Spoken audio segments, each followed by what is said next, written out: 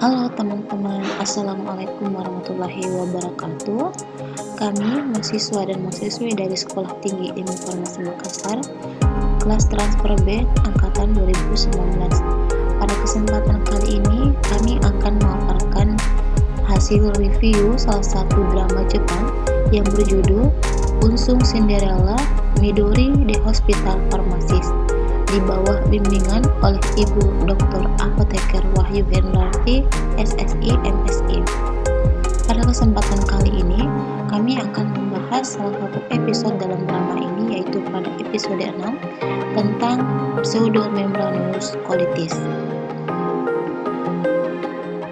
Pada episode ini menceritakan tentang pasien yang bernama Ogawa Sanae yang dirawat di rumah sakit karena menderita flu menahun. Pasien mengalami keluhan diantaranya demam, sakit perut, dan diare. Dari keluhan tersebut, petugas rumah sakit menetapkan dugaan sementara bahwa dugaan pertama, pasien diduga menderita kanker. Namun, hal ini terbantahkan karena hasil pemeriksaan fisik berupa CT scan dan penanda tumor dinyatakan normal. Pada awal masuk rumah sakit, pasien diberikan obat Actamin dan levofloxacin untuk mengatasi sakit perutnya. Namun, obat yang diberikan ternyata tidak efektif. Dari kejadian tersebut memunculkan dugaan kedua bahwa pasien diduga mengalami multi-drug resistant atau MDR dan carbapenem resistant Enterobacteriaceae atau CRE. Namun, hal ini kembali terbantahkan oleh karena belum diketahuinya riwayat pengobatan pasien sebelumnya. Perlu kita ketahui bahwa multi-drug resistant adalah keadaan di mana bakteri resisten terhadap minimal 3 jenis antibiotik. Multi-drug resistant dapat terjadi apabila pasien meminum terlalu banyak antibiotik, sehingga memungkinkan bakteri akan kebal terhadap lebih dari satu antibiotik. Diketahui jika jumlah bakteri terus meningkat di tubuh pasien, maka efektivitas obatnya akan berkurang, sehingga dapat menyebabkan keadaan pasien semakin memburuk. Resistensi suatu bakteri dapat terjadi karena pemberian antibiotik yang tidak tepat dosis, tidak tepat diagnostik, dan tidak tepat bakteri penyebab. Bakteri ini memiliki daya pertahanan untuk menghindar dari antibiotik, yaitu dengan melakukan mutasi pada sisi aktif maupun sisi peningkatan, membentuk protein transmembran yang dikenal sebagai protein efflux dan plasmid yang mengkode gen resisten terhadap antibiotik. Adapun dugaan yang ketiga, setelah diketahui bahwa ternyata pasien sedang mengkonsumsi lebih dari satu jenis antibiotik dari berbagai apotek rumah sakit, maka dapat disimpulkan bahwa pasien menderita penyakit pseudomembranous colitis. Dengan hasil pemeriksaan didapatkan toksin C dan D. Untuk lebih jelasnya, mari kita simak potongan video berikut ini.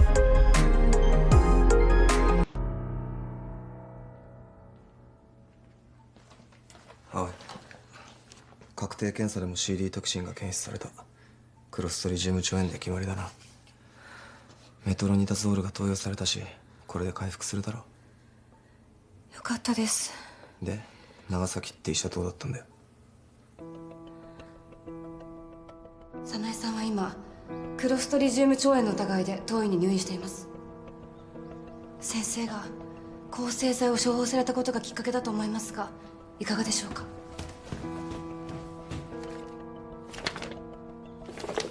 これを担当の医師に。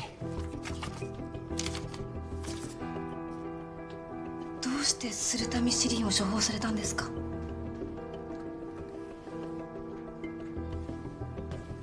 不要な抗生剤を服用することのリスクを十分分かってらっしゃったはずですよね。お年寄りに必要以上の薬を出すことは医薬界のみならず社会全体の問題にもなっています。一枚の処方箋には医者のモラルが試されているはずです。なのになんで。医者失格と言われても仕方がない。こうなるかもしれないと分かっていながら処方した。そんな。君にはわからないだろうな。ああいう人たちの受け皿も必要なんだよ。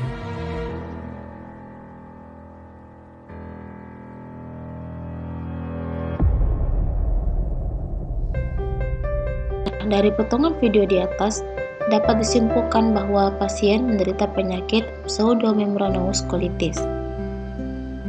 Pseudomembranous colitis adalah suatu penyakit inflamasi akut pada kolon, yang mana pada kasus yang ringan, pseudomembranous colitis dapat timbul sebagai inflamasi ringan atau edema pada mukosa kolon. Pada kasus berat, mukosa kolon tampak dilapisi oleh eksudat difus atau noduler. Bakteri penyebab pseudomembranous colitis adalah Clostridium difficile, yaitu suatu bakteri batang gram positif dan bersifat obligat anaerob. Clostridium difficile dapat berkembang biak dalam kolon manusia apabila keseimbangan ekosistem flora normal dalam kolon terganggu oleh antibiotik spektrum luas, misalnya clindamycin, ampicillin, dan cephalosporin. Setelah berkoloni dalam kolon, Clostridium difficile menghasilkan toksin, di mana toksin ini bekerja dengan cara merusak filamen aktin mukosa kolon, sehingga tidak dapat mengendalikan gerakan cairan. Dalam hal ini menyebabkan akumulasi cairan. Epidemiologi prevalensi kolonisasi kuman Clostridium difficile pada manusia sangat tergantung dengan umur seseorang. Menurut Rietra dan kawan-kawan, frekuensi tertinggi ditemukan pada bayi usia di bawah 5 bulan yaitu sekitar 14%. Pada kelompok bayi usia 6-11 bulan sekitar 4%, pada kelompok usia 12-23 bulan 2,1%, dan pada kelompok usia 2-15 tahun sekitar 0,7%. Infeksi kuman Clostridium difficile juga sering diderita dewasa muda dan penderita yang lemah, wanita, penderita karsinoma, penderita luka bakar, dan pasca beda abdomen yang dirawat dalam ruang gawat darurat. Pada penderita yang dirawat di rumah sakit, prevalensi kolonisasi Clostridium difficile sekitar 10-30% dan pada neonatus sekitar 67-78%. Pada neonatus dengan AAD asimptomatik dijumpai kolonisasi Clostridium difficile positif sebanyak 71%, menurut Anggiasari 2004. Adapun tanda gejala pseudomembranous colitis adalah sebagai berikut. Yang pertama, umumnya diare timbul sekitar 5 hingga 10 hari setelah pemberian antibiotik secara oral, intravena, dan intramuskular. Tanda dan gejala yang kedua, gejala diare dari ringan sampai berat berupa diare bercampur darah dan lendir. Gejala yang ketiga, demam yang dapat mencapai 38 derajat Celcius dan juga kejang perut serta leukositosis.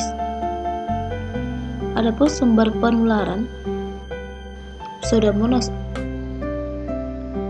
colitis ini yaitu yang pertama, makanan yang terkontaminasi kuman Clostridium difficile adalah dengan spora kuman. Kemudian yang kedua, melalui karier yaitu bayi, tangan perawat di rumah sakit, dan penderita yang terinfeksi kuman ini.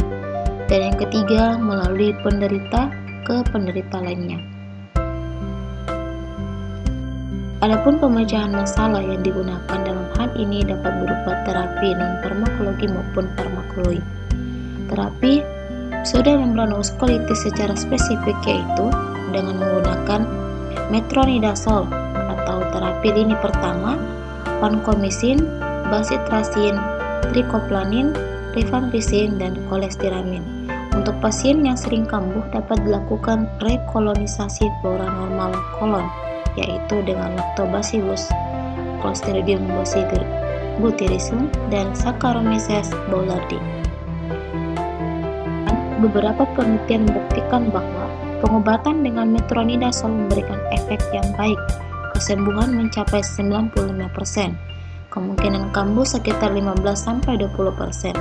Bila terjadi kekambuhan dapat diberikan pengobatan metronidazol atau vancomycin selama 2 minggu. Adapun pencegahan pseudomembranous colitis dilakukan dengan cara menghindari penggunaan antibiotik tanpa adanya indikasi yang tepat, menjaga higien para staf rumah sakit, dan imunisasi pasif dengan bovin immunoglobulin konsentrat Clostridium difficile. Baik, itu saja yang dapat kami sampaikan dalam proses atau hasil dari review mengenai drama yang tentang Unsu Cinderella Midori The Hospital Pharmacist ini. Kurang lebihnya mohon dimaafkan. Assalamualaikum warahmatullahi wabarakatuh.